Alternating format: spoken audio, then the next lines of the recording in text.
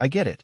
You've spent hours scrolling through endless listings of stand mixers, watching sleek videos where the dough disappears in seconds, and thinking this is the one. Then the package arrives, you plug it in, and the motor sputters, the bowl wobbles, or the speed never feels right for that big batch of cookie dough you were hoping to tackle. That gap between the glossy photo and the real-world experience is why I'm doing this deep dive. Link is in the description if you want to check the product details on Amazon. I want to make sure you walk away with a clear picture of whether the Hobart HL120 STD Legacy Planetary Mixer actually lives up to the hype, or if it's another kitchen disappointment. First off, this isn't a hobby-level mixer you'd tuck into a cabinet and pull out once a month. Hobart designed the HL120 STD with a 12-quart stainless steel bowl that can handle the volume of a small bakery or a serious home baker who regularly makes artisan breads, big batches of frosting, or multiple cookie sheets at once. The planetary action means the beater travels both around the bowl and rotates on its own axis, which eliminates the flatter spots you sometimes see with cheaper models.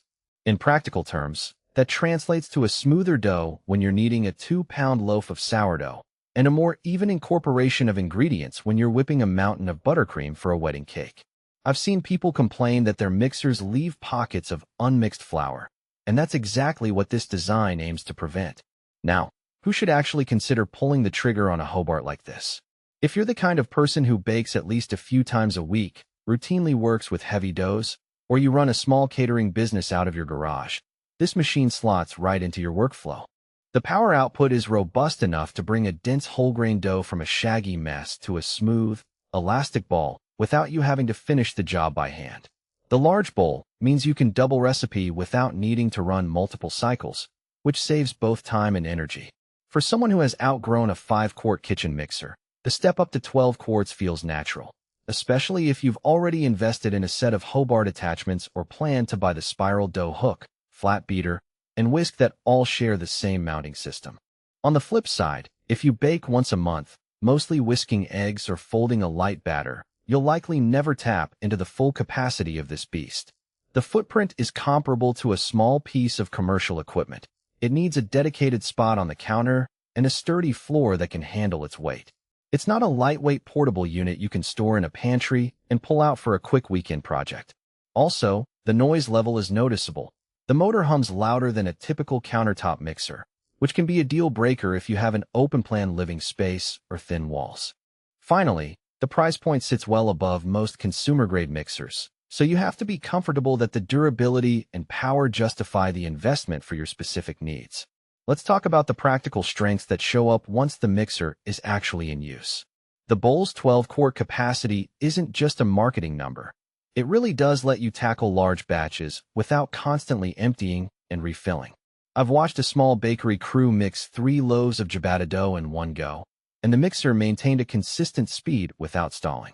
The planetary motion, combined with a solid motor, keeps the dough moving uniformly, which is essential for proper gluten development. Changing attachments is straightforward. The hub locks securely, and you can swap a whisk for a dough hook in under 10 seconds. That quick changeover is a real time saver during a busy prep run. Cleaning is also relatively painless. The stainless bowl slides off, and the beater can be rinsed under the tap. There's no hidden crevice where dough builds up, which is something I've struggled with on lower-priced models.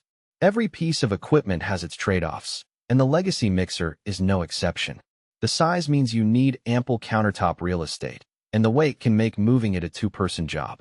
Some users have mentioned that the control lever feels a bit stiff, especially when you're trying to fine-tune the speed for a delicate meringue. It takes a moment to get the feel right. The machine doesn't come with a digital display or programmable presets. It's all manual, which can be a pro for those who like tactile control, but a con for anyone who expects the convenience of a few button presses. Lastly, the power cord is on the longer side, but you'll still need a dedicated outlet nearby. You can't just plug it into a standard kitchen strip without checking the amperage. If you're still on the fence, ask yourself how often you hit the ceiling with your current mixer. Do you find yourself stopping mid-mix to scrape the bowl, or do you have to run several batches because your bowl